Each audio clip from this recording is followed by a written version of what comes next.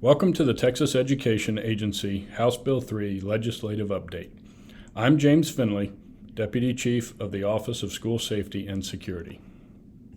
Today's video presentation will include an overview of key statutes of House Bill 3, preliminary guidance on sections that have an immediate impact on districts, and information on additional webinars and guidance opportunities. You will notice throughout the presentation there will be links and QR codes that will direct you to additional resources such as the following. This QR code will take you to the enrolled version of House Bill 3. All bills discussed today can be found at Texas Legislature online, and please remember that the enrolled version is the version established as law. House Bill 3, one of the largest school safety bills passed in the state of Texas, is to ensure public school safety, including the development and implementation of purchases relating to and funding for public school safety and security requirements, and the provision of safety-related resources. As many of the elements of House Bill 3 deal with campuses, the Texas Education Agency provides the following definition of a campus. A campus has a unique campus ID number registered with the agency, an assigned administrator with instructional staff, enrolled students who are counted for average daily attendance, ADA, receives federal, state, and/or local funds as its primary support, provides TEKS instruction, has one or more grade groups ranging from early education through grade 12. A campus is not a program for students enrolled in another public school, a program providing only virtual instruction, or a program solely utilizing facilities not subject to the district's control. Before we get into some of the specifics of HB 3, I want to point out that the TEA and the Texas School Safety Center will continue their strong partnership in keeping Texas schools safe. Here you can see a delineation of duties of some of the key areas that affects districts directly, such as intruder detection audits and emergency operation plans. Now we will talk about some ESC supports. House Bill 3 requires education service centers to provide school safety supports to districts utilizing materials created by the agency and the Texas School Safety Center, such as the items listed here. ESCs are also required to assist safety review teams responsible for conducting and completing the intruder detection audits. Additionally, HB 3 includes a provision authorizing ESCs to provide assistance related to positive behavioral interventions and supports for students in an effort to mitigate or prevent harmful, threatening, or violent behavior. Now we will discuss school facilities. School districts and open enrollment charter schools are required to provide local law enforcement, first responders, and the Department of Public Safety with an accurate map of all instructional facilities and school buildings. Each entity provided maps must also be afforded an opportunity to conduct a walkthrough of the facilities using the maps provided. House Bill 3 modifies the agency's rulemaking authority, and facility standards will now be inclusive of construction quality, performance, operational, and other standards related to school safety and security. The agency will review existing facilities rules prior to September 1st of each even-numbered year and collaborate with our partners at the Texas School Safety Center to identify necessary facility standard changes. School systems are required to ensure that their facilities comply with all school facility standards related to school safety and security. If a school system claims a good cause exception, they must develop an alternative performance standard with which they are able to comply. The School Safety Standards Rule was effective May 31st, 2023, and can be found here via this QR code. That rule provides minimum safety standards for every instructional facility in the state. Key components of the rule include the use of entry-resistant film on ground-level windows adjacent to an exterior door or windowed doors, those located outside of a secured area, which are large enough to allow someone to enter if broken. Exterior doors, exterior classroom doors, and portable doors should operate as intended and are required to remain closed, latched, and locked, but must also allow for emergency egress from the inside. Weekly exterior door checks and, at minimum, maintenance checks twice a year to ensure doors operate properly. Next, we'll discuss the transfer of school records. HB 3 requires the transfer of a child's disciplinary record and any threat assessments conducted on a child when they transfer to a new school district. TEA is working on a structured system by which records can be transferred. Prior to the development of that system, please ensure compliance with this section of HB 3 via direct communication with the receiving district. Now we will talk about armed security personnel. House Bill 3 states that the district's Board of Trustees must ensure at least one armed security officer is present during regular school hours at each campus. Armed security is defined in Section 10 of HB 3 as a school district peace officer, a school resource officer, or a commissioned peace officer employed as security. School-based law enforcement must complete a Texas Commission on Law Enforcement approved active shooter response course once every 4 years. In addition to the active shooter training requirement that school-based law enforcement officers must complete within 180 days of appointment. House Bill 3 allows for a good cause exception from this requirement if noncompliance relates to funding or a lack of qualified personnel.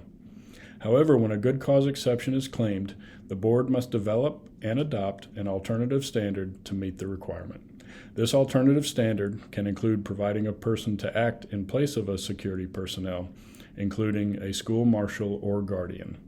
A good cause exception must be provided to the agency upon request. Recognizing there is not a one-size-fits-all solution to school safety and security, school systems have several options to better enhance their security posture. This includes options for armed personnel on campuses. School-based law enforcement serves as a resource for students, staff, and visitors. They build relationships with the campus community and provide a presence to detect, deter, and prevent criminal activity.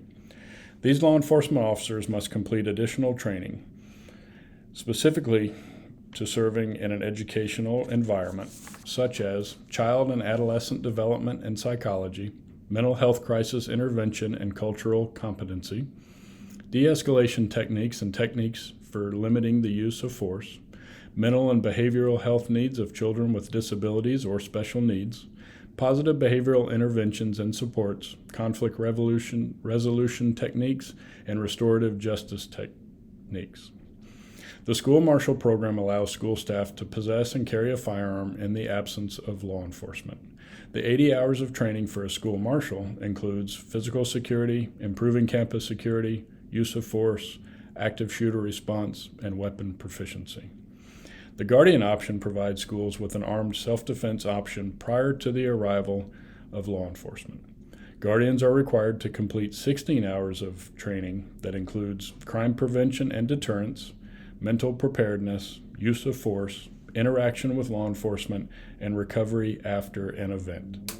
As a reminder, both the School Marshal Program and the Guardian Program require a good cause exception be adopted by the board. To further assist districts in meeting the armed security requirement of HB 3, Chief Scott will be hosting a webinar on September 13th with 4 superintendents who will discuss implementation options, costs, and best practices associated with the armed security option that they have chosen to employ. Here on this slide, you will find the link and QR code to register for the webinar. Now we will talk about agency monitoring and supports. House Bill 3 established the Office of School Safety and Security and dictates that individuals with substantial safety and security expertise provide technical assistance to LEAs and ESCs. House Bill 3 directs the agency to conduct random detailed vulnerability assessments of each school district once every 4 years. Per HB 3, now any document or information related to the monitoring of school district safety and security is considered confidential. The agency is in the process of hiring teams of school safety experts who will reside and work in the 7 sectors depicted here in the state map. These teams will provide technical assistance to the districts within their sector and act as an important liaison to local law enforcement, emergency response agencies, and mental health providers. The Texas School Safety Center did a fantastic job developing and implementing the intruder detection audits last year. House Bill 3 has transitioned that duty to TEA, and IDAs will continue for this school year. IDA phases will remain the same. Attempt entry through exterior doors, verify weekly door sweep logs, perform exterior door sweeps with a campus leader, and check interior doors if the district has an interior door policy. However, as a response to lesson learned from last year and feedback from ESCs, superintendents, and the Texas School Safety Center, the following adjustments have been made to the IDA program. A dashboard has been developed to streamline communication, provide a centralized location for all IDA information, and provide additional transparency for superintendents and their designees. Additionally, some other updates to the IDA program will be a single ESC representative will make notification to superintendents. That same ESC representative will notify the district police department if applicable. ESCs will create the schedule of IDAs based upon their knowledge of the region, and findings will only be tied to state requirements. For instance, interior doors will be checked if the district has a policy. However, if an infraction is discovered dealing with interior doors, it will be listed as a local flag and will no longer be required to be reported to the school board.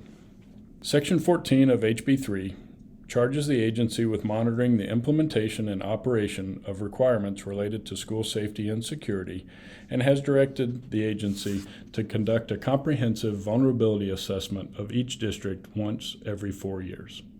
Annual intruder detection audits will continue to occur, and as we previously covered, will now be managed by the TEA.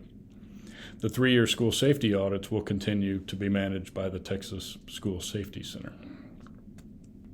Now let's discuss mental health training. Each district employee who regularly interacts with students must complete an evidence-based mental health training program. The Commissioner will adopt rules for implementation, including travel and training reimbursement. TEA plans to propose those rules in the fall of 2023. To accompany our rulemaking, the State Board of Educator Certification will propose rules allowing an educator to receive continuing education credit for completing an evidence-based mental health training program. Prior to the rule adoption, districts should continue enrolling employees in a MFHA or YMHFA training course and track the personnel who complete this training. Personnel will not be required to take a different training course after the rules are adopted. Districts must have 25% of their staff trained before the 2025-2026 school year. Now we will cover some other school safety requirements. House Bill 3 requires the agency to develop model standards for providing notice regarding violent activity that has occurred or is being investigated at a campus or other LEA facility.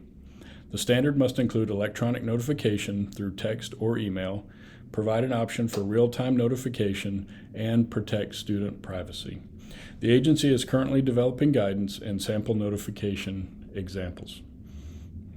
House Bill 3 requires the sheriff of a county with a population less than 350,000 people in which a public school is located to conduct semi-annual school safety meetings.